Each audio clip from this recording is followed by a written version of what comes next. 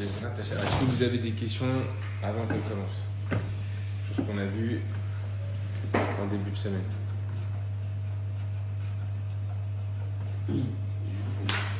Non, tout était clair.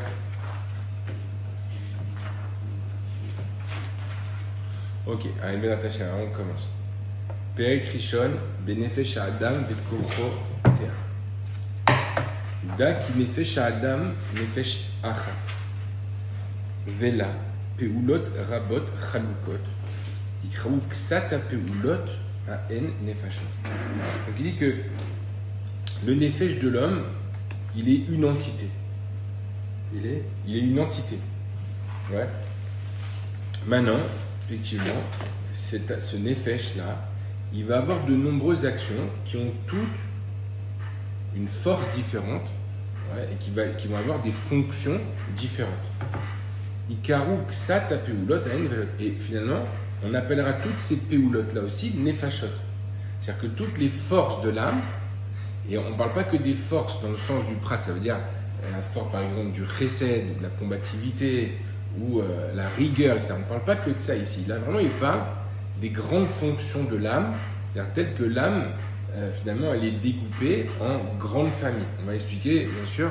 Ouais, je ne vous laisserai pas comme ça. Pour l'instant, ça peut paraître flou, mais là, vous allez voir que ça va prendre forme. Parce que le Rambam, il a vraiment fait les choses dans l'ordre, il a vraiment structuré son texte. Donc, on verra qu'on comprendra ce que tout ça veut dire. Maintenant, ouais, on les appellera toutes nefashot. C'est-à-dire que toutes les forces de l'âme, toutes les parties de l'âme, on les appelle nefesh. Comme nous, on avait essayé un petit peu déjà expliqué. Maintenant,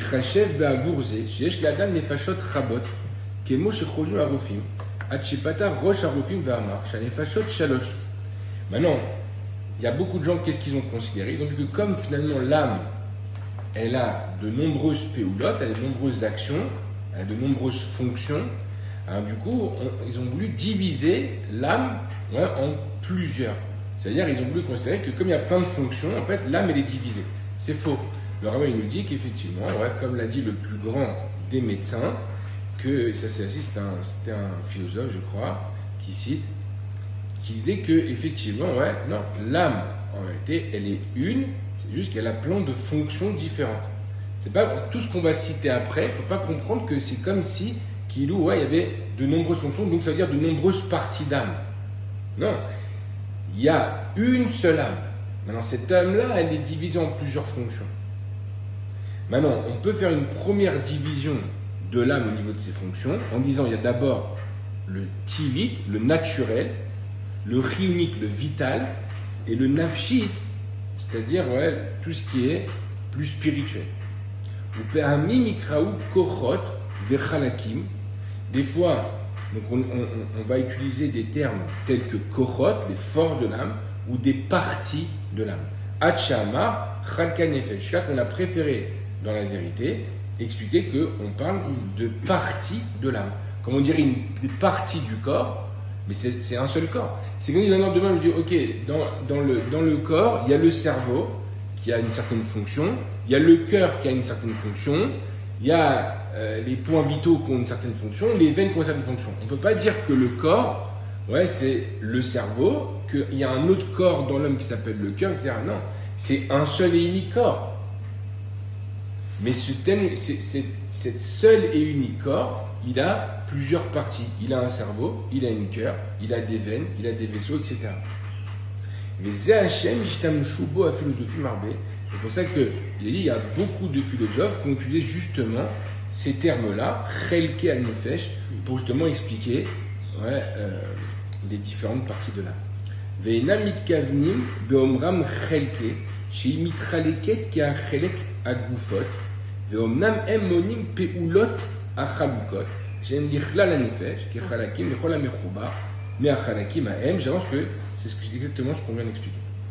Ve'ata yodea she'tikun amidot omnam ou rifou et nefesh ve'kochotea. Ça aussi, c'est quelque chose qu'on a beaucoup expliqué ces dernières semaines, mais qu'effectivement, ouais, que le tikun amidot, il va être considéré comme le rifouille du nefesh, ouais, comme le médicament, la bonne santé du nefesh.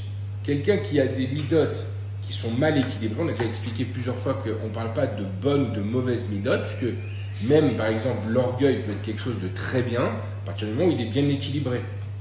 Ouais. La anava, elle peut être quelque chose de très mauvaise lorsqu'elle est mal utilisée ou mal équilibrée. Donc on a déjà dit plein de fois que les midotes, on n'en parle jamais comme étant des bonnes midotes ou des mauvaises midotes. Alors souvent dans les shidduchim, c'est très marrant parce que les gens ils disent j'aimerais quelqu'un qui a des bonnes midotes. Qu'est-ce que ça veut dire des bonnes midotes? Ça veut strictement rien dire. Non, maintenant on le sait, on est au courant. On cherche des gens, je cherche quelqu'un qui a des bonnes midotes pour mon enfant, etc. Ça veut rien dire. C'est juste qu'il n'existe pas. Parce que quelqu'un il peut finalement être coléreux, je vais pousser quand même l'histoire à fond, parce que c'est vrai que c'est quand même rare, mais quelqu'un qui peut être coléreux et qui s'en sert à bon escient, et que finalement cette colère elle s'appelle bonne midote. Donc si, par contre, vu que les gens ne lui connaissent strictement rien, alors si je dis à quelqu'un, ah ouais, il a des bonnes midotes, très bien, c'est un coléreux, hein, c'est le Baruch Hashem, tu peux y aller. Là, il va avoir peur, comment c'est un coléreux, etc. Ça va pas être bien pour ma fille. Mais il faut savoir en réalité qu'effectivement, que bonne midote ne veut souvent dire, si elle est bien équilibrée, si elle est bien utilisée, ça s'appelle une bonne midote, comme on l'a vu déjà de nombreuses fois. Le Rama nous explique, du coup, lorsque on a le bon équilibre dans chaque mida, alors on arrive au rifouille à nefesh, on a réussi à guérir le nefesh. C'est-à-dire Shieda, Trila Tagou. C'est intéressant parce que justement, je revoyais ce matin justement un enseignement qui disait vraiment ce qu'on s'est dit il y a plusieurs jours. Bon, ça m'a été reconfirmé ce matin, donc je le redis, peut-être pas pour moi que je l'ai vu, que justement que la Vodat Amidot, elle a pour but d'arriver à construire le date d'un homme, et donc du coup, m'y mêler, de bien équilibrer sa bina. Dans les midot, la bina, on a dit c'est quoi? Bien-être. Le bien-être, kol hakavod. Et le bien-être est le réceptacle de la névoie. Je l'ai revu ce matin dans un autre texte, c'est incroyable. Et effectivement, c'est vraiment ça qu'il faut comprendre. C'est-à-dire qu'en fait, normalement, le bon équilibre des midot doit nous amener le bien-être. Si quelqu'un il sent qu'il a un mal-être quelconque dans sa vie, c'est qu'il a une mida qui n'est pas encore bien équilibrée. C'est-à-dire qu'il n'y a pas de raison qu'il se sente mal. Alors bien entendu, plus un homme il grandit, plus le mission il est difficile. Donc c'est certain qu'on nous piquera toujours un peu plus pour que justement on se sente mal et qu'on soit obligé de toujours mieux équilibrer nos midotes et qu'on acquiert de nouvelles midotes peut-être qu'on n'a même pas le travail jusqu'à maintenant.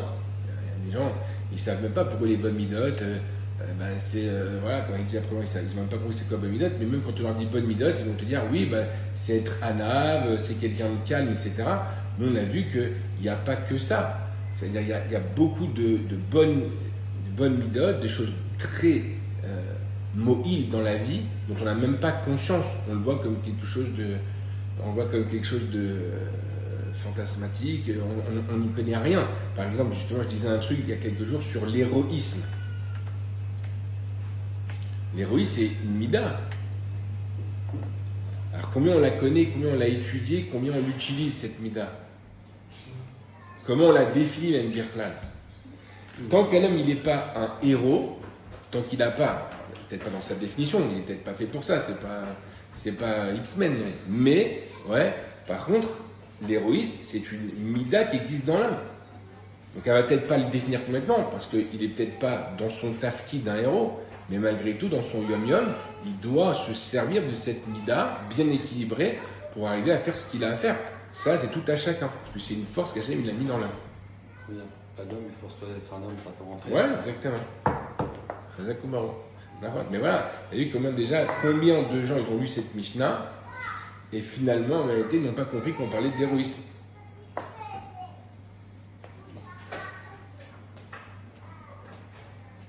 Ça veut dire quoi être un homme quand il n'y a personne?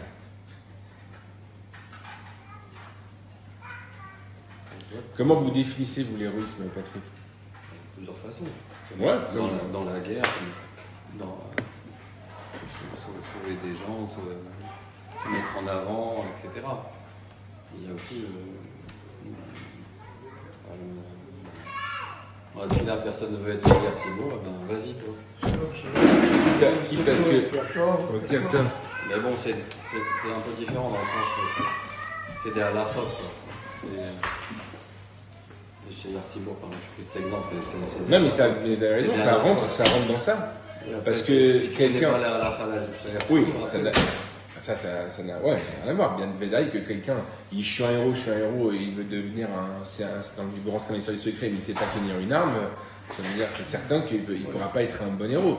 Mais il faut bien prendre en compte que, bien sûr, mais c'est comme dans même la Hanava. Quelqu'un, il travaille sur la Hanava, mais il ne connaît pas les halachot, il ne sait pas comment ça se vit au quotidien, il risque de se faire marcher dessus. Et ça, c'est quelque chose de mauvais, même pour un homme juif qui tend à être un tzaddik. Un sadique qui ne doit pas chercher à se faire marcher dessus. Ouais, Hachem peut marcher dessus. Ça, il n'y a affaire à faire. Ça, j'ai pas le choix. C'est Xeratamena. Mais par contre, qu'un homme marche dessus, dans ce monde, c'est pas du tout une bonne chose. C'est pas équilibré. Quelqu'un qui se fait complètement écraser au travail, par exemple, c'est pas quelqu'un qui va pouvoir être dans le bien-être. Il peut pas. C'est vrai qu'au travail, il va dire je suis un sadique, j'ai fait le shalom, je me suis tué, je me suis fait humilier, je me suis tué, etc. Alors, c'est vrai que d'un autre côté, il va dire c'est super, t'es un grand sadique, mais Vadaï que cet homme-là, il ne peut pas rentrer à la maison et se sentir dans un bien-être.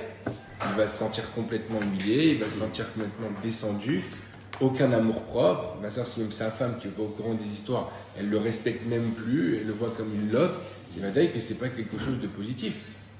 Il ne va pas vivre avec ça. Donc c'est vrai que c'est sûr que quand on parle d'une mida bien équilibrée, ça n'empêche pas que tout autour de cette unité, il crépite toutes les halachot et toutes les anagotes qu'il faut avoir en fonction de la mida et du moment, comme on en a déjà même un petit peu parlé quand on a fait halachot d'Ev. Donc en tout cas, l'héroïsme, on peut le définir de cette manière-là. On peut définir déjà clairement, effectivement, c'est quelqu'un qui n'a pas peur d'aider les autres, même si ça va lui coûter quelque chose. Ça va lui coûter quelque chose dans son amour propre, c'est quelque chose qui va lui coûter peut-être même physiquement, ça va lui coûter quelque chose. Tous nos soldats qui partent à l'armée, ils savent qu'ils sont dans le risque, à Mort, de perdre un membre, de perdre un ami, de perdre la vie, que Dieu les préserve. Eh bien, c'est des héros. C'est là qu'on les appelle des héros, parce que c'est des gens qui sont capables de se mettre complètement de côté pour avoir la possibilité justement de sauver des vies, de protéger leur peuple. Et ça, c'est une mida que la Torah nous demande premièrement d'acquérir, mais de se servir constamment. Donc, il faut...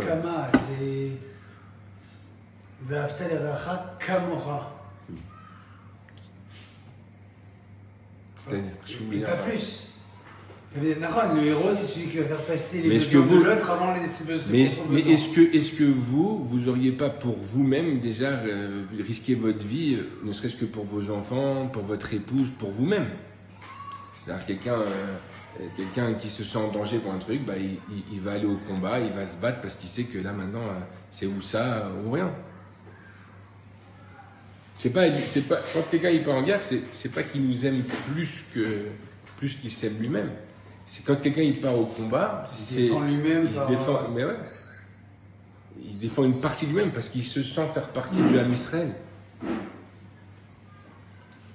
C'est ça la grande discussion aujourd'hui qu'il y a certains ça, je rentre pas, moi je veux pas dire que ce que j'en pense parce que je fais pas de politique, on fait juste de la Torah ici.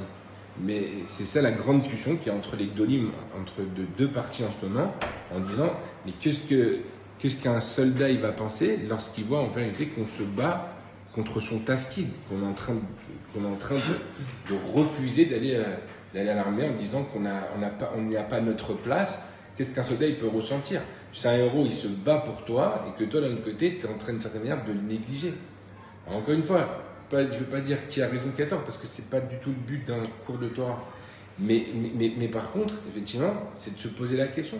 C'est de se poser la question et de savoir trouver une réponse, tous autant qu'on est, à cette question. Parce que c'est important de bien comprendre qu'il y a des midotes. Ces midotes sont des forces de l'âme.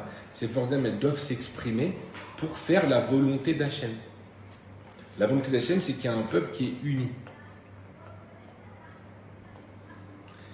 Et ça, au niveau de l'âme, justement, c'est exactement ce que le Rambam nous explique ici. Neshaim qu'on parle de ça, parce qu'il nous dit exactement que le nefesh, donc les péroulotes de l'âme, nefesh achat, c'est une entité. De la même manière qu'il y a un nefesh qui est klali dans le Ham Israël, il y a une âme qui est klalite. Pourquoi? Parce qu'en fait, on fait tous partie du même corps. Lorsqu'on a tous des péroulotes différentes, on a tous un rôle différent au sein du peuple juif, on est malgré tout une entité. C'est pas parce que quelqu'un il a ce tafkid là et que moi j'ai un tafkid complètement différent que je ne vois pas dans ce tafkida et dans cette personne, dans ce juif-là, une partie de moi-même. C'est ce que vous avez bien fait de citer ce passouk, Nathan.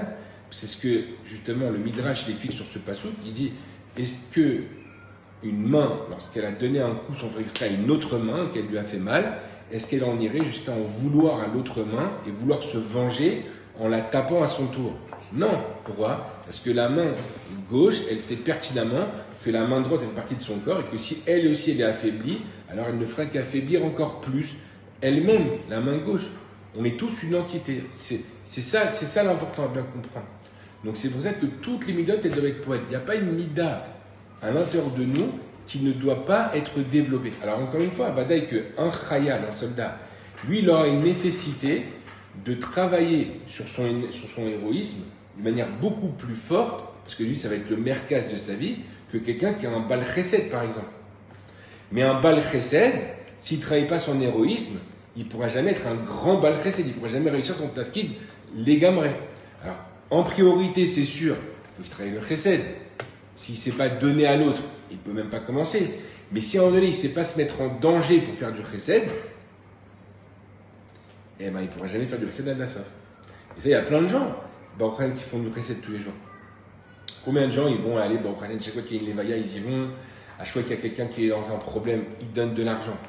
Mais il sait qu'en donnant 1000 shekels sur son compte en banque, il ne se met pas en danger. Il sait que les 1000 shekels qu'il a donnés là, ça va lui donner la possibilité de payer quand même son loyer, quand même de faire ses courses et de partir en vacances cet été. Dans l'héroïsme, il y a un boule, quoi, ça veut dire. Là, lequel? Je vais pas me lancer dans une entreprise sans mesurer les.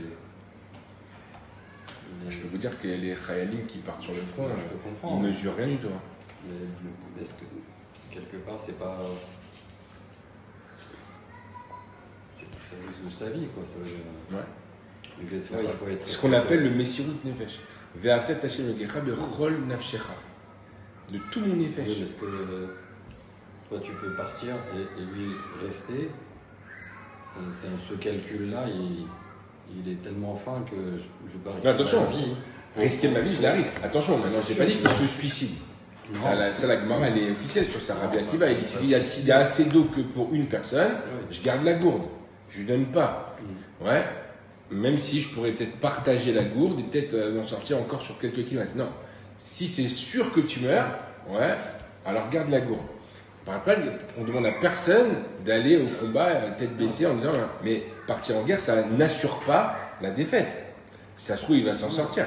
C'est pas ça que je dis. Ça veut dire c'est pas un acte. Allez, j'y vais, je fonce, sans réfléchir. Il y a des fois, ceux-là qui sont partis sans réfléchir et pour sauver l'autre. Mais je pense qu'il faut calculer. Souvent. Encore une fois, si quelqu'un veut faire la méthode de Tzedaka, il doit calculer. Si quelqu'un veut faire du chesed, c'est pas la même chose, exactement. C'est pas la même chose. Pas la même chose. Maintenant, si quelqu'un il veut faire du chesed, alors là, le chesed, ça nécessite du Messirut Nefesh et de l'héroïsme. Et cet homme-là, il va pousser la bête au point que il y a des gens, combien on entend l'histoire, c'est vrai que ça c'est des grandes sadikim, mais chez la Bouratsira, chez les Pinto, on avait ça aussi, le Baal Shem Tov, ils vivaient avec tous les soirs 0 € dans leur poche. C'est-à-dire ce sont des gens qui vivaient, ce qu'ils avaient besoin dans la journée, ils se l'achetaient. Le soir, tout ce qui restait, ils donnaient à des pauvres. C'est-à-dire que demain matin, ils ne savaient pas comment il va faire. C'est de la Emouna, c'est pas de l'héroïsme. Du bitachon, dans le bitachon, il y a du Messirut Nefesh. Regardez, qui c'est l'emblème dans la Torah du bitachon et de la Emouna? Abraham Avinu, c'est vrai, mais on va dire qu'il y en a un qui a fait un acte qui est considéré comme l'acte de bitachon, etc., de toute la sortie d'Égypte. Je vous ai dit. De la sortie d'Égypte? Ouais. Marchand. Oui, tu l'as mis la dame. Lui, il prend un risque sur sa vie. Si l'eau, elle s'ouvre pas, si l'eau, elle s'ouvre pas, alors c'est du bitachon, mais c'est pas du bitachon. C'est du bitachon qu'il a eu. Oui. Et il va jusqu'à où? Il va jusqu'à le Midrash dit, il va jusqu'à que l'eau, elle arrive jusqu'à ses narines. Hachem, il a dit à Moshe qu'ils avancent. Écoute Hachem. Et pourquoi personne n'avance alors? Parce qu'ils n'ont pas de mouna. Non, c'est pas. Alors, ils n'ont pas de mouna. Tous les ministres, ils n'avaient aucun émouna. Mais Vada, je peux vous dire que c'était des Baal Emouna Gdolim. C'est-à-dire, c'est au niveau de la émouna. C'est une fois que l'eau s'est ouverte qu'ils ont eu la émouna. La Mida d'Adine, elle était là. Mais ils y croyaient comme de fer que l'eau allait s'ouvrir. Je peux ça vous assurer qu'il n'y en avait pas un qui avait un doute sur le fait que l'eau allait s'ouvrir. Seulement eux, pour eux, je ne vais pas risquer ma vie. Ça veut dire, une fois qu'elle va être ouverte, j'avance. C'est ça, exact, non, j'ai pas dit Emouna, ça c'est pas Emouna. Mais même c'est pas bitachon. C'est-à-dire que c'est un bitachon. Vous avez ta confiance, ça dit. Oui. Que l'eau elle allait s'ouvrir. Il y en a qu'un qui. Vous avez Emouna, il y en a qu'un qui pourquoi? Parce que leur Emouna, leur bitachon, il n'est pas au niveau du Messirut Nefesh. Alors attention, c'est-à-dire quoi? Le Messirut Nefesh ici, ou l'héroïsme, il va venir donner une force supplémentaire à justement ce bitachon, jusqu'au Messirut Nefesh. C'est-à-dire que là, c'est vrai qu'on ne parle pas de Messirut Nefesh dans le centre, on parle chez lui de bitachon. Mais en réalité, ce bitachon-là, il a été activé, il a été boosté par de l'héroïsme du Messirut Nefesh. Il y avait la colonne de nuée, elle était là, derrière, devant, celle qui était devant la mer, elle est passée derrière. Tu peux réfléchir. C'est-à-dire que maintenant, qu'est-ce qu'il attend Hachem de toi? Que tu rentres dans la mer, parce que la colonne finalement, elle n'est plus là. Alors pourquoi personne n'a fait? Personne n'a fait. Alors pourquoi? Alors qu'Hachem, il a dit à Moshe qu'ils avancent. C'est-à-dire maintenant, arrête de prier, Moshe, ça suffit de prier, qu'ils avancent. Il n'y en a qu'un qui a sauté. Donc même Moshe Rabbeinu, il continue encore à prier, c'est pas ce qu'il fallait faire. Mais pourquoi quelqu'un y prie? Pourquoi quelqu'un y prie? Quelqu'un y prie parce qu'il a de la émouna. On est d'accord que tous les gens qui vont à la tfila pour faire leur tfila, c'est pour faire shacharit, mincha et arvit, c'est des gens qui ont de la émouna. Si j'ai pas d'émouna, je vais pas prier. Si j'ai pas conscience, si je crois pas en Dieu, pourquoi je vais prier? Ça sert à rien, je parle au mur. Ça sert à rien, je vais pas perdre mon temps 3 fois par jour, 1h30, une demi-heure, 25 minutes. C'est du temps. Je pourrais faire plein de trucs sympas pendant ces heures-là. Pourquoi le mec il y va? Il y va parce qu'il a de la émouna. Alors pourquoi maintenant, la question que je vous pose, pourquoi quand maintenant il y a un pauvre qui vient nous voir, quelqu'un qu'on sait qui est en difficulté, je suis pas capable de lui donner l'argent que j'avais prévu pour partir en vacances?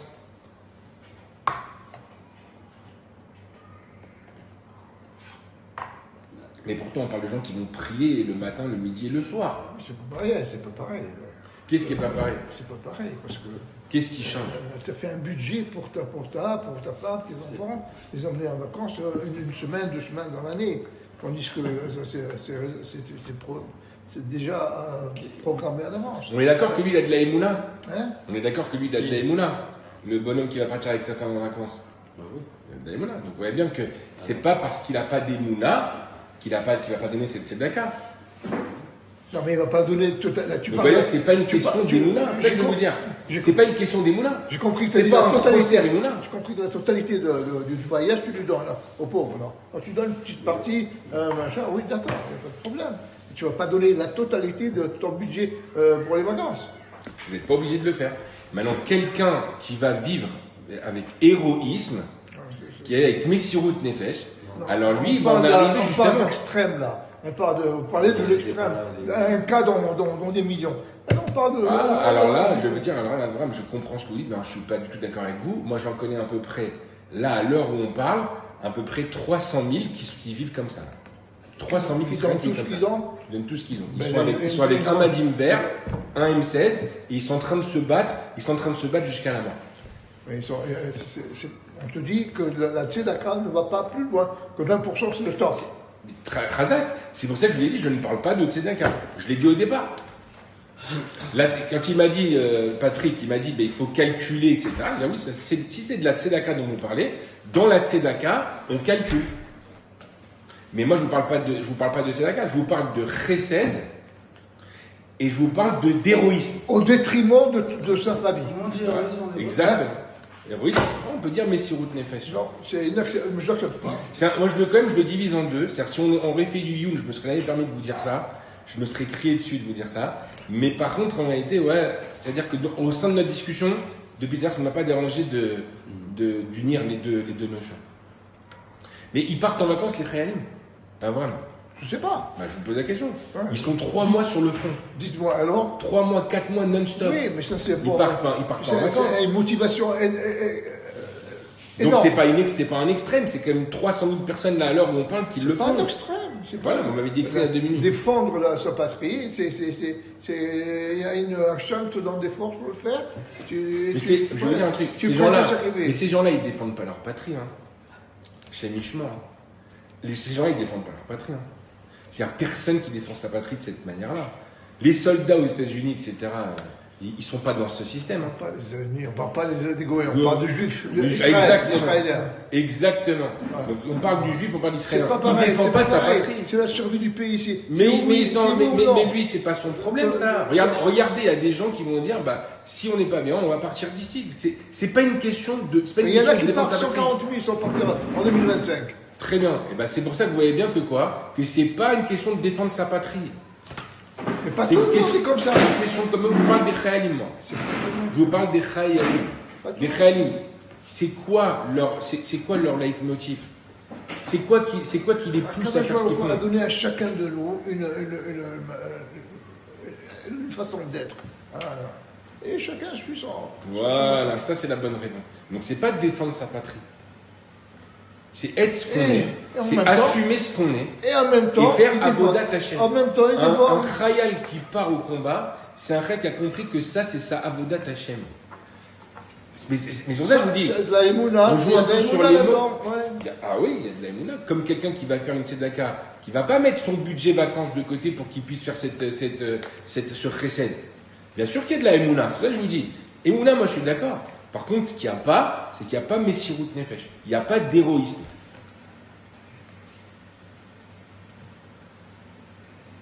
Ah oui.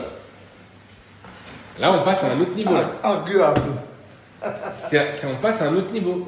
Mais alors, Baruch Hashem, tous les jours on travaille sur nous sur Tzedaka, tous les jours on travaille sur nous sur Midat HaChesed, c'est très bien. Maintenant, en réalité, est-ce qu'on a travaillé notre héroïsme au même niveau? Ah, là, on parle d'autre chose. Là, c'est un autre niveau. L'héroïsme, c'est pas donné à tout le monde. Ah, si. Plaisir. Ah, si. Hein, non. Si, justement. Attention, le tafkid d'être un khayal n'était pas donné à tout le monde. Et maintenant, si c'est khayal qui vous embête et que du coup vous n'arrivez pas à comprendre l'étendue du sujet, je peux vous donner un autre exemple. Qui d'autre, par exemple, ouais, fait preuve d'héroïsme tous les jours dans son tafkid? Mon époux. Ouais, c'est vrai. C'est complètement émettre. Il est dangereux, lui. Il n'est pas dangereux, il est vrai. C'est complètement émettre. Une femme qui a 5, 6, 7 enfants, qui se bat, qui truc, exactement, c'est de l'héroïsme. Et on parle pas de Khayalim, là. Les Rabat qui sont Il y en a au qui bout du ont monde, 12, 13, qui sont, 14, 18. Les mecs ont des bêtes Rabat en Thaïlande, regarde l'autre, le pauvre qui était à Sydney, là, qui s'est fait assassiner que ça. C'est pas de l'héroïsme. Vivre entre les vignes, de vivre. Tu crois que l'année prochaine, ça va les empêcher de retourner à Hanouka sur la place publique et de refaire l'allumage public? Ça les empêchera pas. Ils continueront. C'est pas des héros, ces mecs-là.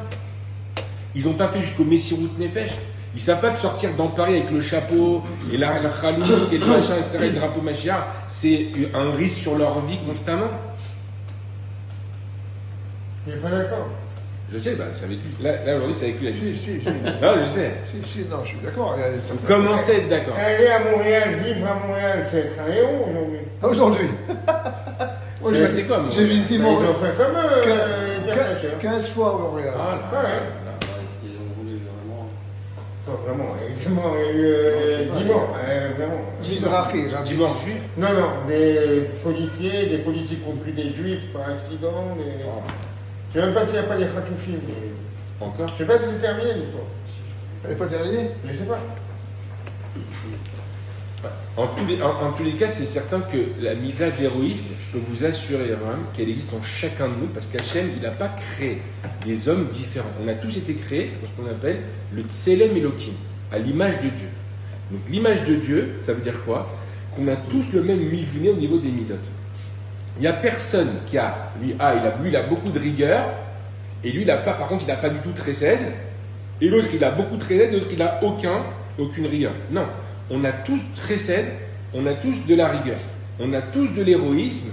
Le Messirut Nefesh, c'est quelque chose qui existe dans chaque personne.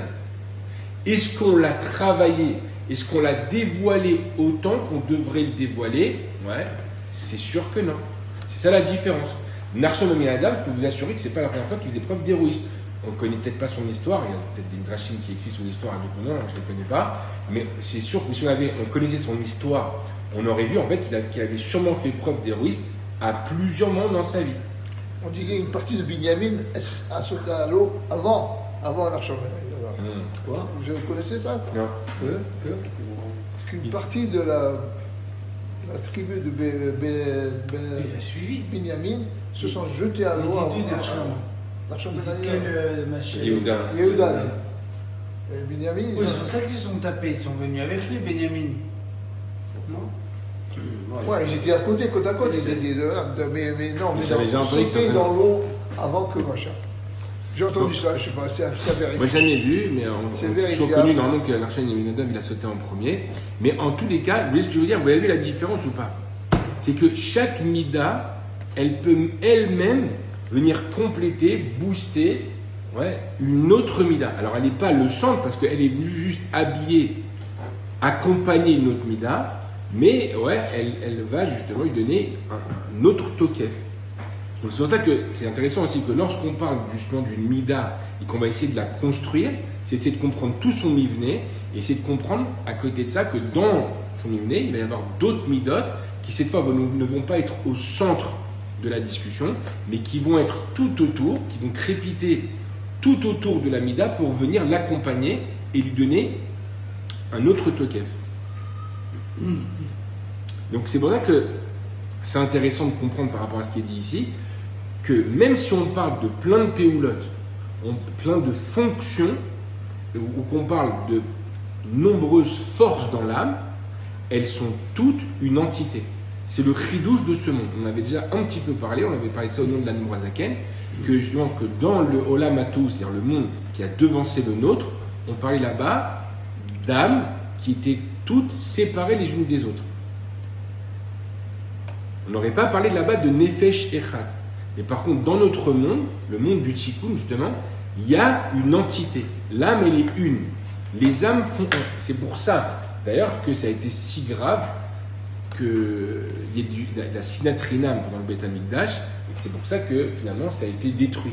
Alors, dire sinatrinam que les gens se détestent entre eux, c'est peut-être pas si grave. S'il y a déjà plus de vols, s'il y a déjà plus de harayot, il y a déjà plus de meurtres, il y a déjà plus de avodazara, c'est déjà pas mal. Pourquoi nous punir autant, nous détruire le temple? Parce qu'il y a de la dispute et qu'il y a de la sina, de la haine gratuite entre les gens. Quel est le problème? Ça, je comprends qu'il y a un problème. Je comprends que c'est pas Bari. Un peuple ne peut pas se construire de cette manière-là. Mais de là à dire qu'on va détruire le temple, on va virer tous les Israël, il faut comprendre les massacres qu'il y a eu là-bas. C'est une Shoah. C'est des millions de personnes qui meurent. On parle là-bas de sang qui dépassait les narines des chevaux. C'était des fleuves de sang qui sortaient de Jérusalem. Il faut comprendre la gravité de ce qui s'est passé là-bas.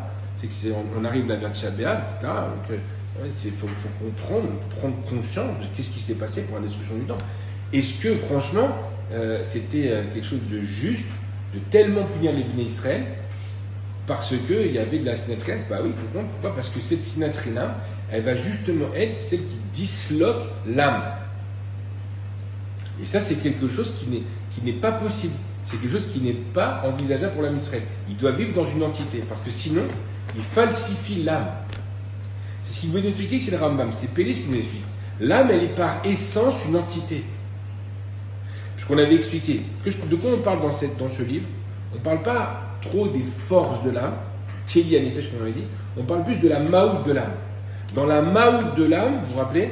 Dans la maout de l'âme, on parle d'entité. Alors, ce qu'il nous explique ici le Rambam, ça ne va pas être trop le sujet du livre, mais il y a aussi cette entité dans les forces de l'âme.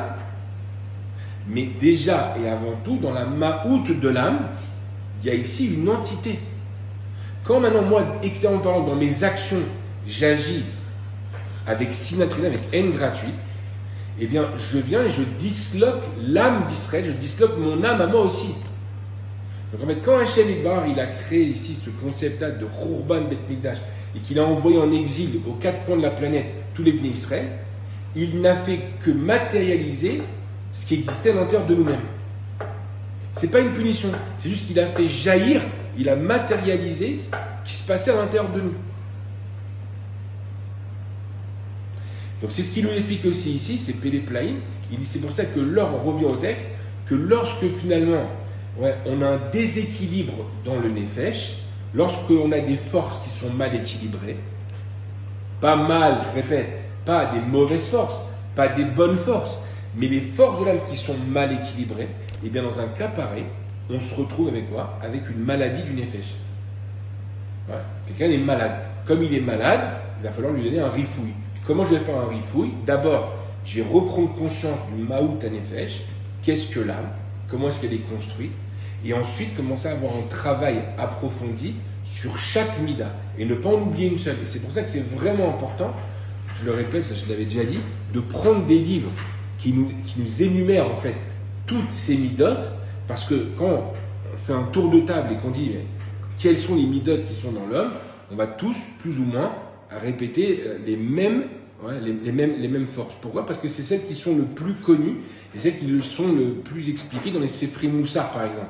Mais en réalité, on est loin du compte. Il y en a des milliers, comme on l'avait dit la dernière fois, rien que dans les émotions déjà.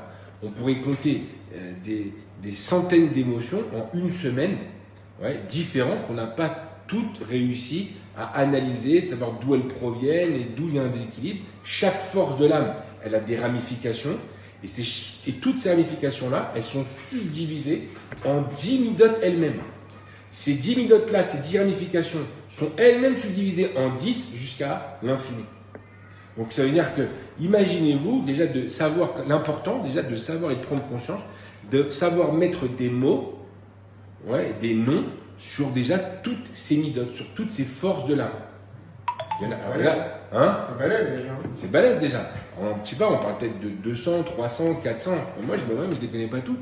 Mais finalement, il y en a énormément. On connaît les plus connus. On va parler d'orgueil, on va parler de colère, on va parler d'humilité, on va parler de ragoua, de réga, on va parler de choses qui sont extrêmement connues, de la zrizout, des choses qu'on entend beaucoup parler dans les Sifrei Moussar. Mais voilà, par exemple, l'héroïsme, est-ce qu'on s'est posé tous des questions aujourd'hui sur notre niveau d'héroïsme? Mais le premier, non. Mais pourtant, c'est quelque chose qui doit, en vérité, faire partie de notre quotidien. Quand je suis dans le bus, moi j'ai pris le bus maintenant, il y a une vieille dame ou un vieux monsieur qui monte dans le bus, j'ai mal aux jambes, je suis très fatigué, j'ai mal dormi, j'ai très mal au dos. De me lever et de laisser la place, c'est un acte d'héroïsme. Non, je ne sais pas. Pourquoi? C'est un acte normal. Parce qu'il avait C'est descendu. une mida Mais de- attendez, qui a dit que l'héroïsme n'était pas quelque chose de normal? Oui, non, parce que si, c'est un peu de gahava de faire un truc d'héroïsme. Quand on fait un truc comme Comment ça. vous définissez l'héroïsme? L'héroïsme, c'est quelque chose qui n'est pas fait de façon naturelle. C'est d'aller au-delà de son naturel. C'est-à-dire un mec qui part à Gaza. Non, ça peut il être un soldat rentre dans l'homme, là, mec. Ça peut être un Rambo, le mec. Ça peut être un soldat dans l'homme. Il n'y a pas d'homme. Il n'y a pas d'homme. Alors, je Il vais y vous dire en a un sur un comment. million. Je vais vous dire Tous les comment. mecs, quand ils rentrent, ils sont comme ça. Je vais vous dire comment on Il y a définit pas- l'héroïsme. Qui n'a pas peur? On Ouais, dit- oui, ça n'existe pas. Non, mais on parle pas de la peur, c'est encore un autre sujet. Mais le héros, on dit pas qu'il a pas Voilà, il peur. a raison. Voilà, Non. l'héroïsme, c'est vaincre sa peur. Non. Vaincre sa peur, c'est pas de Non, l'héroïsme. c'est pas que Parce qu'il y a plein de gens qui peuvent vaincre leur peur, mais qui ne sont pas des héros. Maintenant, j'entends ce que vous dites, parce qu'au fond, c'est un sujet qui touche. Ça veut dire quelqu'un qui va être héros, et obligatoirement, il a dû vaincre sa peur. Je suis tout à fait d'accord avec ça. Non, mais peur, au Mais- sens large, pas peur d'avoir peur de Ouais. mourir. ça rentre dans le zèle. Le héros, c'est celui qui veut sauver l'autre. C'est la définition. Je suis sûr que vous allez être proche de ce qui est marqué dans le dictionnaire. Le héros, c'est celui qui décide de sauver une autre personne au détriment De sa personne. de sa personne. C'est pas que ça. C'est pas que ça. Tu sais comment ça s'appelle donc, Après, alors, tu sais comment c'est ce ça qu'on a dit s'appelle tout à l'heure. dans le code civil, ce que t'as dit. Autour de ça, il va y avoir du bitachon, il va y avoir de la émouna, il va y avoir Tu sais comment vaincre ça ses peurs. s'appelle ce que tu viens de dire dans le code civil. Bien quoi? Dans le code civil, ce que tu viens de dire, Ouais. c'est porter assistance à personne endormie, tout simplement. Il n'y a pas de Non. déroute. Non? Je peux porter à- C'est-à-dire que toi, par exemple, il y a quelqu'un qui est en train de te faire agresser. La personne meurt, qui était présente, qui n'a rien fait. T'es condamnable par rapport à. Un héros, c'est le mec qui a un couteau. Je me dis, je peux me faire planter. Mais t'as pas le choix. par rapport à la justice. Mais pas du tout, mais pas du tout, mais pas du tout. Il est seul, il est en train de se vider de son sang, il n'y a personne autour, je passe à côté de lui, je ne le regarde pas. Là, il y a son assistant, la personne en danger. S'il y a quelqu'un qui est en train de se faire agresser, que tu ne l'aides pas, il y a non-assistance à personne en danger. Et tu t'es condamné. Non, mais non, s'il n'a pas les moyens de répondre à un Il n'y a couteau, il ne peut pas, pas. c'est pas un problème. Non, mais c'est un vrai problème, quand il... Pas un problème. Mais, non, mais ça c'est vrai. Et en plus, par rapport à l'exemple qu'a donné Nathan, c'est vrai que, par exemple, voilà, ramasser quelqu'un dans la rue. Il y a eu une histoire comme ça en France. Il y avait un mec qui était par terre, il était mort, tout le monde l'a enjambé comme ça pendant des heures, un journaliste. Il était par terre, mort, il y a eu une crise cardiaque ou quoi. Toute la nuit, on voit sur les caméras de surveillance, on voit des gens qui l'enjambent et qui ne le regardent même pas et qui passent au-dessus de lui à Paris. Il n'y a personne qui s'est arrêté pour savoir pourquoi ce mec-là était par terre, pour l'aider ou quoi que ce soit. Celui qui se serait arrêté pour faire ça, il a assisté quelqu'un, mais il n'a pas fait preuve d'héroïsme. Non. Donc pourtant, vous voyez bien qu'il a assisté quelqu'un. Ouais, mais moi je dis... Le héros, c'est celui qui va porter assistance à quelqu'un, ouais, en pensant qu'il peut peut-être porter atteinte à sa personne. Mettre l'autre avant moi. Je sais pas si c'est avant moi. Bah oui. Parce que si tu mets c'est avant moi. la personne, oui. C'est son Hatzorer chez l'eau, les fenêtres Moi, sont je chez... parle que déjà, l'héroïsme, c'est même pas vis-à-vis de l'autre, c'est vis-à-vis de moi-même. Bon, ça, c'est un autre sujet, ça, de ta chaîne. Il est fort possible qu'on en parle un de ces quatre, mais c'est d'une profondeur immense, mais toutes les midotes qu'on a entre nous sont entre nous et nous-mêmes. Donc ça, c'est vraiment une autre discussion, c'est passionnant, peut-être pas le moment. Mais si en micro, on est avec nous-mêmes, bah, en macro, au niveau en Israël, on est aussi tous reliés, Rad Hacheni, comme le Khayal qui connaît sa place dans le Ham Israël, et que chacun il peut avoir son côté Tivi, Riuni et Nafshi dans tout le Ham Israël. C'est pareil, le macro et micro. D'accord. Mais la question là, ici, c'est est-ce que finalement, quand cet homme-là, il fait preuve d'héroïsme, est-ce que cet homme-là, ce qu'il fait, je parle pas d'un point de vue égoïsme, hein, est-ce que ce qu'il fait, il le fait vis-à-vis de lui-même ou est-ce qu'il le fait vis-à-vis de l'autre? Je parle pas de précède ici ou je parle pas de vis-à-vis de l'autre dans le sens où je le fais pour l'autre, dans la kavana. C'est pas ça dont je parle. Je parle, lui, il a utilisé une mida qui est tournée vers l'autre, où il parle d'une mida qui est à lui, qui n'a strictement rien à voir avec l'autre. Il y a les deux. Il peut y avoir les deux, non, mais c'est pas obligatoire. Par rapport à ta conception d'être, je pense qu'il y a deux cas de figure. Quelqu'un qui va absolument respecter à la fois, qui se fait violence et il va rentrer dans aider quelqu'un et devenir un héros, et tu as le type qui est naturellement, qui a développé son héroïsme et qui rentre dans l'art quoi qu'il arrive. Et donc là, c'est plus du tout c'est pas du tout la même démarche. Exactement. Il y en a un, c'est pour lui, par rapport à la par rapport à etc. Et l'autre, c'est pour l'autre. C'est pas du tout la même. Alors, si c'est pour l'autre, ça s'appelle plus de l'héroïsme. Attention, ça va être du chesed, ok, et qui va être lui-même accompagné d'héroïsme. Là, c'est plus l'héroïsme qui est au centre de la discussion. Ça devient du chesed, ouais, et encore, on va voir que c'est du chesed dans ce qu'on appelle la malchoute. C'est chesed sheba malchoute. Pourquoi? Parce qu'on met tout ce qui est voué à l'autre, qui n'est pas une mida qui est intrinsèque à mon mivné à moi, à ma vie intérieure, ce que je suis moi à l'intérieur, ouais, eh bien ça, c'est pas de la malchoute. La malchoute, c'est je suis en relation avec l'autre. Ça veut dire que ici, ce que je fais, c'est complètement destiné à l'autre. C'est un roi. Ça, c'est le roi. Ça, c'est David Améler. Moi, à la limite, j'existe plus. Mais un acte d'héroïsme, comme l'a dit Eliaou, lui, en réalité, il est devenu un héros. C'est lui qui agit. C'est pas vis-à-vis de l'autre qu'il le fait. Encore une fois, peut-être que oui, hein. C'est pas antinomique. Mais il le fait parce qu'il est héros. Comme il a développé cette mida, il agit en fonction de sa nature maintenant. C'est la nature qui est devenue héroïque. Donc après, il est plus héros alors. Si. Ben alors, ça revient au but qu'en fait, le type, il fait ça d'une manière, comme il a développé sa mida. Alors, ça lui enlève du manière srout. naturelle. Ça lui enlève du srout. Ça lui enlève pas du srout, il a Ouais, développé. mais le deuxième cas, c'était la même chose pour moi. Il l'a fait d'une manière naturelle. Donc, il l'a développé. Je veux dire, tu n'es pas comme ça subitement, comment ça s'appelle, Alors, sur ce sujet-là, c'est pour ça qu'il y les a gens une différence entre ont Messie pas plus de facilité à donner la tzedaka. Il y en a l'équipe qui ne donne pas un centime. Voilà, et pourtant, je veux dire, Tu vois, et pourtant, il y en a qui n'ont rien à voir avec le problème de. C'est un développement interne, on va dire. La générosité. Exactement, c'est là que je veux dire. la- C'est qu'on ne parle que des développements internes. Voilà. C'est-à-dire que lui, il est héros dans son intériorité. Voilà. Donc du coup, il agit en fonction d'une situation en tant que ce qu'il est. Il va Voilà. exprimer Mais ce qu'il est. à Mais la c'est pas limite, vis-à-vis de l'autre qu'il le fait. C'est vis-à-vis de lui. C'est pas parce qu'il veut se faire plaisir à lui-même. Hein. Non. C'est parce qu'il est Il est ça. comme ça, voilà. Il est comme ça. C'est son mi-vené à lui.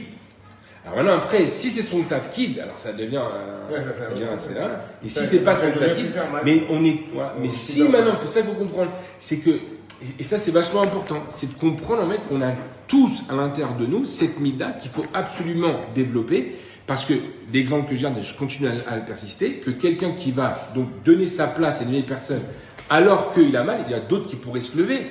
Lui, il va le faire parce que, bien qu'il a mal, donc c'est pas qu'il enlève de son confort, il va se faire mal parce qu'il veut aider quelqu'un, c'est quelqu'un qui a développé en lui une certaine forme d'héroïsme. Parce qu'il pourrait très bien dire à la vieille personne, parce que est-ce que vous pouvez vous mettre à l'arrière, ou demander à quelqu'un qui se peut se lever, est-ce que tu dis, moi j'ai mal, ou j'ai un problème à la jambe, je boite, est-ce que ça vous dérange pas de vous lever pour cette personne, etc.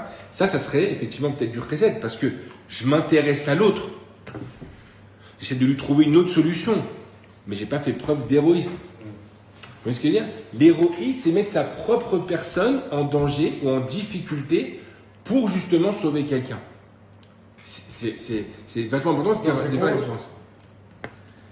Bassof, toute action, elle va passer par la malchoute. Voilà. Ça, c'est Vadaï. Mais L'essence. 90% de ce qui se passe, c'est une vie interne. C'est quelque chose qui vit dans son intériorité. Après, Mais dans en même temps, l'action la derrière. question, c'est est-ce que quelqu'un qui n'agit pas comme ça, d'accord, est-ce qu'il se rend compte qu'il faut agir comme ça? Parce que c'est intéressant, là. Parce c'est que super sinon, intéressant. jamais il se corrigera. Ah bah c'est intéressant, c'est justement ce que j'essaie de vous expliquer, c'est et de vous-même de vous pousser à faire, c'est de prendre déjà conscience quelles sont les forces de l'âme. D'ailleurs, avant même de se dire déjà est-ce que je l'ai développé, pas développé, est-ce que je me rends compte ou pas moi. Non, mais est-ce qu'on s'en rend compte? C'est ça, qu'est-ce. le fait. Ah oui, on se rendra compte à partir du moment où on essaiera de déterminer déjà bien, mais quelles sont les midotes. Et après, Quelles sont les forces de l'âme? On raconte où ça pêche chez nous. Quelles sont les forces de l'âme? Et après, effectivement, savoir que ce que j'ai assez développé, que ce que j'ai pas développé. Et en fonction du tafkid que je vais avoir, et ben être capable du coup De travailler plus. de travailler plus sur ça. Si je sais donc que je suis un juge et que moi j'ai pas du tout assez travaillé ma gvoura, bah, c'est sûr que je suis en porte-à-faux avec ce que je suis. J'aurais un grand intérêt à travailler ma gvoura, travailler ma gvoura pour arriver justement à devenir un très bon juge. Être capable de ne pas accepter de chouchad, etc., etc., etc. Donc en fonction du tafkid d'un homme, il va falloir qu'il travaille beaucoup plus sur un côté que sur un autre. Donc déterminer quelles sont les midotes, déterminer ensuite qu'est-ce que je fais, qu'est-ce que je suis, quel est mon tafkid, et ensuite à travailler plus, insister sur les midotes qui me concernent. Maintenant attention, ça n'empêche pas que même s'il y a des choses qui entre guillemets, ne me concernent pas directement, eh bien je dois quand même trouver comment développer ces autres midotes parce qu'elles vont venir compléter la mida qui me concerne. On voit ça chez David Améler, par exemple, qui était juge. On dit qu'Hachem, il dit, tes mishpatim, ils me sont plus chers, ils me sont plus chéris que le Bet Amikdash. C'est ça qu'il ne voulait pas, parce qu'il y avait des gens, vous savez, vous connaissez cette histoire que des gens qui passaient en dessous du palais de David Améler, et qui chantaient des chansons comme quand est-ce que David Améler il va enfin pouvoir quitter ce monde. Pourquoi? Parce qu'il y avait comme ça une névoie qui avait été faite qui disait que le temple de Jérusalem ne pourrait pas exister tant que David Améler était encore dans ce monde. Parce que c'est pas lui qui pouvait le construire. Les gens ils savaient qu'il n'y a que quand David il sortirait de ce monde qu'on pourrait avoir le Beth Amikdash. Donc il y a des gens qui manifestaient pour que David Améler il quitte ce monde. Ça a existé déjà, les Smolani. Ouais. Et à ce moment-là, Dieu il a répondu à David, parce que David Améler il priait pour partir. Il priait pour moi, regardez, à Malchout. Il vivait que pour l'autre. Il disait, si c'est ça qu'il veut le peuple, et il fait ça en plus pour avoir le bétania, c'est-à-dire pour se rapprocher de toi, alors exauce leur prière, exauce leur demande. Fais-moi partir de ce nom. Construis le Beth Amikdash. Regardez le héros dans toute sa splendeur et le Meler, Malchout. On a vraiment un bon problème. Mishaïm Soussiour, comme un Kodesh Baruch Hu, il a tout construit. On a là vraiment cet exemple-là qu'on a donné qui n'était pas prévu. Il vient vraiment nous relier justement la mida d'héroïsme à la mida du Meler, du Malchout qui vit justement, qui est Marnia et Libo les Gamré vis-à-vis de l'autre. fais-moi quitter ce monde. Et Borolam répond à David, il dit, tes mishpatim, ils me sont plus chers que le Beth Amikdash, que la voda du Beth Amikdash. Pourtant, ça n'empêchait pas David Améler que quand il sortait un digne qui était juste et qui faisait perdre au Beth Mishpat un pauvre, qu'il allait le voir ensuite et qu'il lui faisait du chesed.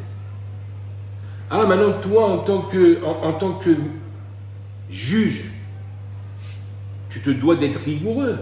On ne t'a pas demandé d'être bal chesed vis-à-vis de lui. Pourtant, il le développait aussi. Donc, c'est vrai qu'il faut absolument comprendre que le nefesh, il est echad, le nefesh, il est un, et que si finalement, moi, je viens à ne pas prendre chaque mida et les équilibrer, ou alors de prendre toutes les midotes dans un seul mivné et de développer toutes mes midotes sans exception, je ne peux pas avoir un gouffre, là je parle du nefesh, bari. Ça ne peut pas être en bonne santé parce que ce n'est pas équilibré. Les forces de l'âme ne sont pas équilibrées chez moi. Donc il faut voir combien de temps il nous reste. D'accord. 10 minutes. Ve'ena mitkavnim be'amram chelke, she'im chelkem ki chelek agufot, הם מונים פעולות החלוקות אשר אין נכלל לנפש כחלקים לכל המחובר מהחלקים האלה. Donc on verra souvent, il dit chez les philosophes ou chez les Baalei Moussar, on verra souvent qu'ils nous parlent en fait de midot.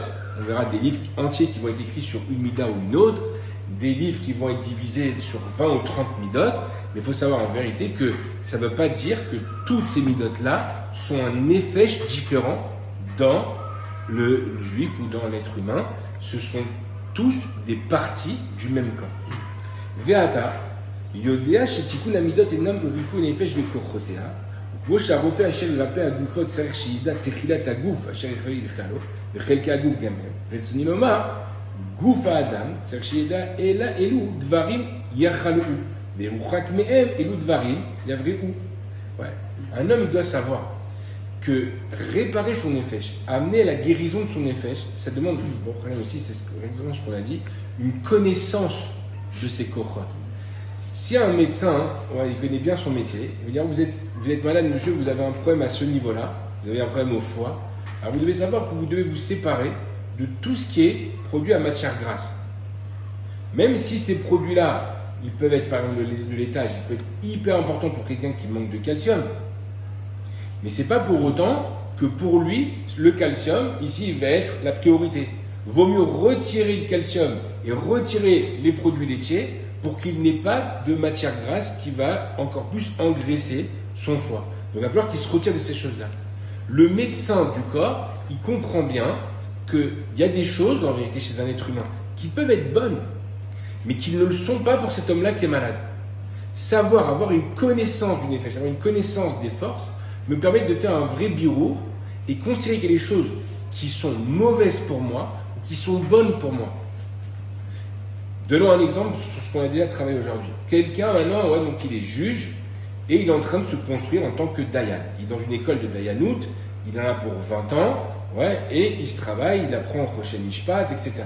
Alors bien sûr que cet homme-là, j'espère pour lui en tout cas, il ne va pas faire que étudier au collège, parce que sinon il risque, dans son Avodat Hashem, d'être vachement déséquilibré. Comme on l'explique nous depuis des semaines, des mois, il va vraiment qu'il ait un travail sur lui, sur les midotes aussi également. Donc il va falloir qu'il travaille sur l'extériorité, sur le monde extérieur.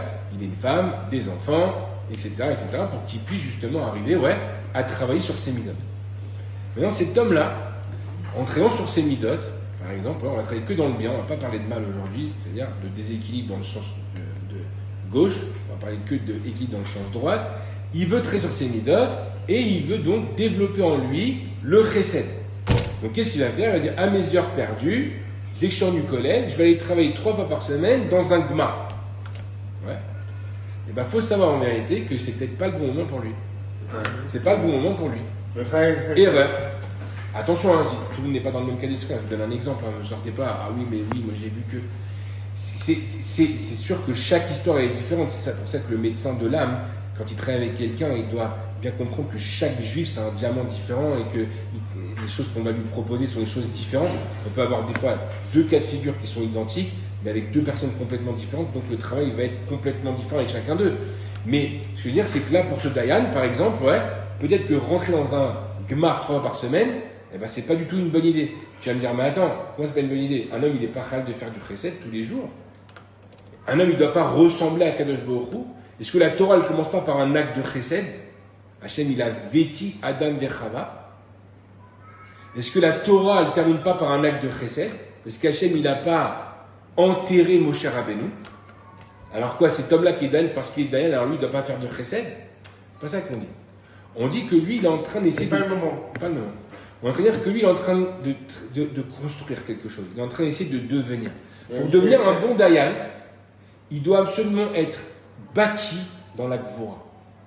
Un Dayan, c'est quelqu'un qui juge un fait, ouais, selon la stricte justice.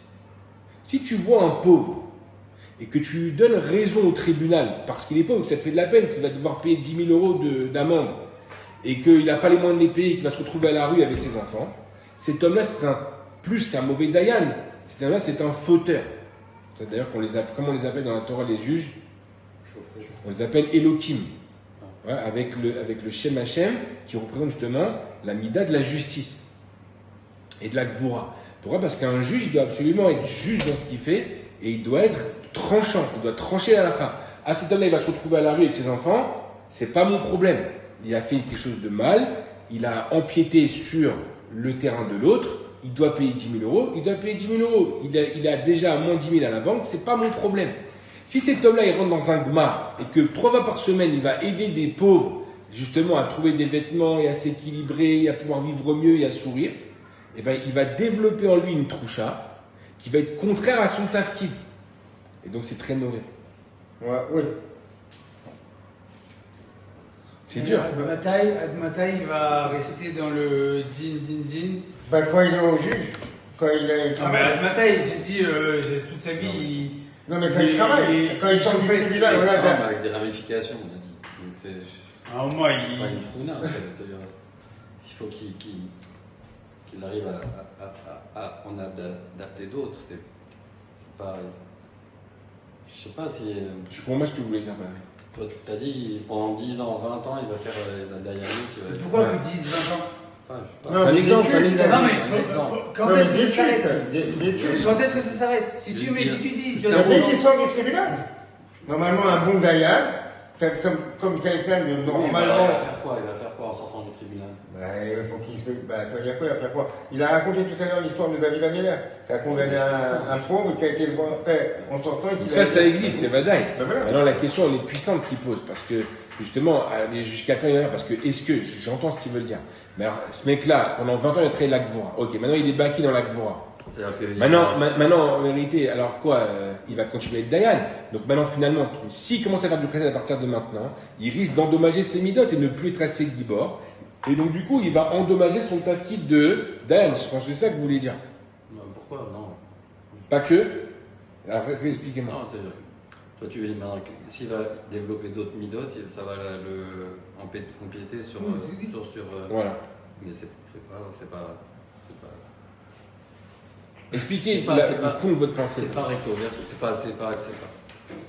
pas droit ou gauche. Ça veut dire pourquoi une mida maintenant elle va empiéter sur l'autre?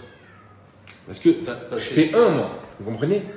Là, c'est justement ce qu'on a aujourd'hui. Je suis une entité. Donc, avec des ramifications, avec des midotes différentes, etc. Maintenant que je suis en construction, maintenant que je suis en Non, parce que construction. là, le Dalai, il est en construction, il est Ah oui. établi, là. Il n'est pas, attention, il n'a Non, pas mais fini c'est sur la vraie important tachette. de Bien sûr, le c'est préciser. super important, je l'ai dit d'ailleurs. Ouais. Mais je l'ai répété dans le construction. J'ai vu leur monochrome. Non. Non, Quand sûrement t'as fini ta pas. Si formation, vous faites ça, tu peux faire autre chose. si, Et alors, le mec, il est pas marié, pendant ce temps-là? Quel mec? Le mec, il est pas marié, ça veut dire qu'il Un va pas gibor, travailler le si, si. recette. Le mec, il va pas bah, il va travailler être le gibor, recette, pendant ces années-là, il va être gibor avec ses le- enfants. Non, mais il va être gibor avec ses enfants. Pendant ces moments-là, bah oui, ça va être un homme. Il y en a des mecs qui sont des fils de général à l'armée, je peux vous dire que ça vole droit à la maison. Donc, Ça vole pas, même, ouais. Voilà. Donc c'est-à-dire, on peut être un père et un très bon mari, et un très bon père, tout en étant un gibor avec une gvura incroyable. C'est-à-dire, n'oublions pas que même dans la gvura, il y a une ramification qui s'appelle chesed, que le chauffette lui-même il doit faire. Mais non, mais c'est pas votre question. C'est pas votre question. Vous n'avez pas réponse à la question parce que c'est pas ça la réponse à la question. Mais Mais lui, dans ses ramifications, dans sa gvura, il a aussi chesed. C'est-à-dire qu'il n'est pas quelqu'un qui dénigre. Mais son chesed, il aide à construire un peu plus sa gvura. Non, ce n'est pas la réponse à la question de Patrick. Cet homme-là, pendant qu'il est en construction, il ne faut pas qu'il soit embêté. C'est comme quelqu'un, voilà, il est en train de passer le bac. Okay, pendant qu'il passe le bac, s'il commence à s'intéresser à faire du ping-pong et du tennis et qu'il veut regarder la Coupe du Monde et qu'il veut ceci, qu'il veut cela, ça va interférer. C'est-à-dire qu'il ne va pas réussir à se concentrer concrètement sur ce qu'il est en train de produire et il risque d'être embêté et il risque du coup d'avoir une mauvaise note.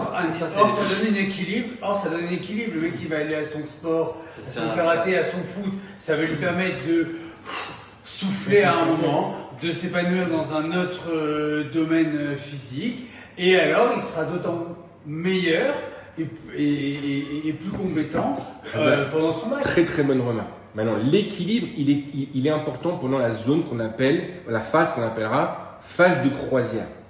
C'est-à-dire sur la phase de croisière de la vie d'un homme, il doit trouver un équilibre. Sur ça, on y arrive. Ouais, mais l'examen, c'est pas une phase de croisière. Voilà. Ouais, mais lui, il dit que même pendant l'examen. Non, il n'y a pas d'évidemment de ça. Mais pendant l'examen, il n'est pas en phase de croisière. Pendant les révisions. Là, il faut qu'il réussisse son bac. Donc là, il va bosser plus qu'avant. Il va se coucher un peu plus tard. Il va éviter certaines sorties. Pourquoi ? Pour être sur son bureau et bosser pour arriver à son résultat. Donc pareil, ce Dayan, on comprend la difficulté d'arriver à Dayan. Ouais, c'est pas rien. C'est pas un tafki de France, c'est vraiment quelqu'un qui s'est concentré, qui travaille beaucoup, parce que ça dure longtemps, faut connaître tout Rocher Mishpat, c'est une folie. Mais effectivement, quelqu'un qui va être il va devoir se concentrer pendant 10 années, 15 ans, comme devant un examen de bac. C'est-à-dire qu'il va être concentré complètement jusqu'à qu'il atteigne, qu'il soit baki dans les midot, cette fois on parle, je ne parle pas dans la connaissance, parce que c'est encore un autre sujet. Mais dans les midot, il doit être baki dans la gvora. Il ne faut pas qu'un jour il en arrive à être laxiste sur quelque chose. Pour lui, c'est une destruction pour le Ham Israël. Les shoftim, s'ils ne sont pas droits, s'ils ne font pas respecter la justice, tu as détruit le Ham Israël. C'est ce qui se passe. Où c'est passé ? Quelle nation avait comme ça des shoftim qui étaient complètement en dehors de la justice ? C'est Sodome et Gomorre. La histoire, exactement. La histoire qui se passait là-bas, c'est ce qu'Eliezer il a fait là-bas. Il y avait d'Abraham. Il arrive, il dit, t'as cédé, t'as fait une couche d'âme, c'est toi qui lui dois de l'argent. Et bon, il a pris une pierre, tac, il la jette sur le. Pourquoi tu le rembourseras du coup. Ça veut dire, et les gens, ils n'étaient même pas conscients qu'ils étaient complètement en dehors de la case. Alors eux, c'était pas un trop plan de chesed justement. Eux, ils avaient un autre problème. Mais c'est un héros. Le Dayan est un héros en quelque sorte, qui fait passer il va devoir se servir d'héroïsme, mais on ne peut pas lui dire que son tafkid c'est un héros. Son tafkid, c'est dans la Gvura Gamur. Le Gibor, c'est pas vraiment, justement, c'est il va faire passer à Kovesh et Tisro. Le fait que le Ham il tienne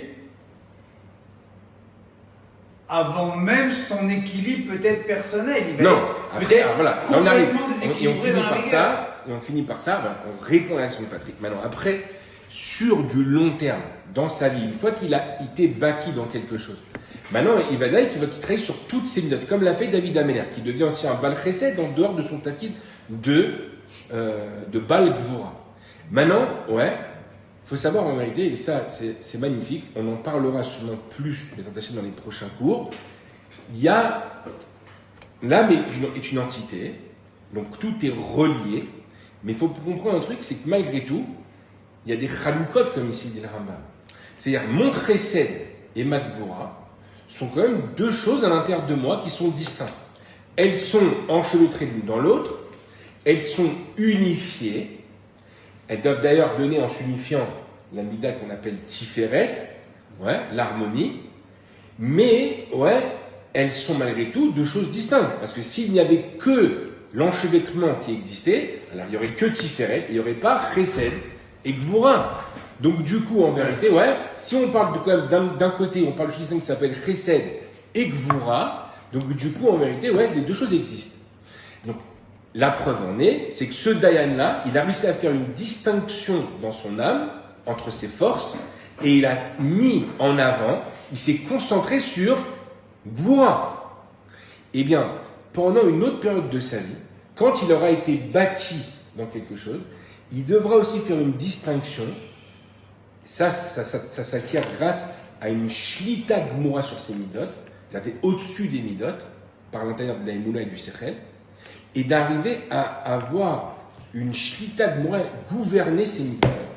C'est-à-dire, je vous donne un exemple, quand par exemple quelqu'un il va agir le matin, voilà, en donnant sa place à cette vieille dame dans le bus, malgré que lui, il boite et qu'il a très mal à la jambe, il a une crise de...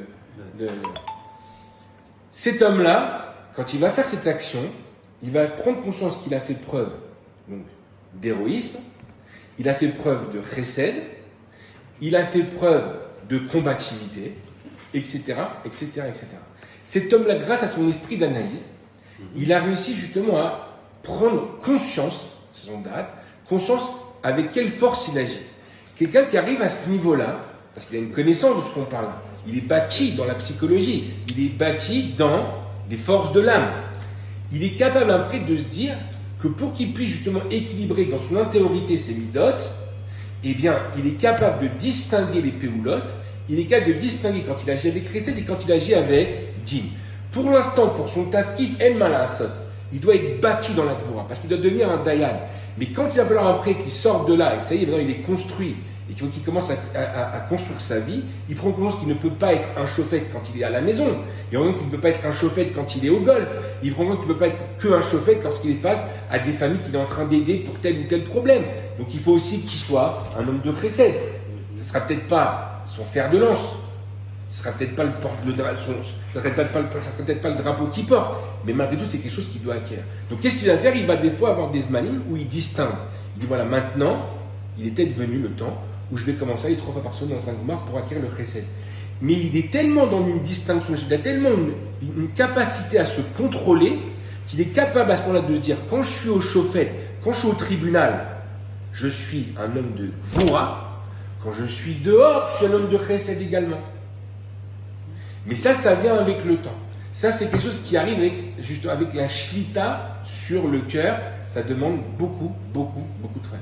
Ça vous a pas répondu? Prends ton exemple. Toi, tu es Magid Shiur, tu penses à ton Shiur, tu es assis dans le bus, etc. Tu penses à ce que tu vas nous enseigner, tu penses à ce que tu as appris, etc. Quand il y a 2 personnes âgées qui viennent, il y a besoin de serrer pour laisser la place, il y a besoin de... Il n'y a pas besoin, justement. C'est...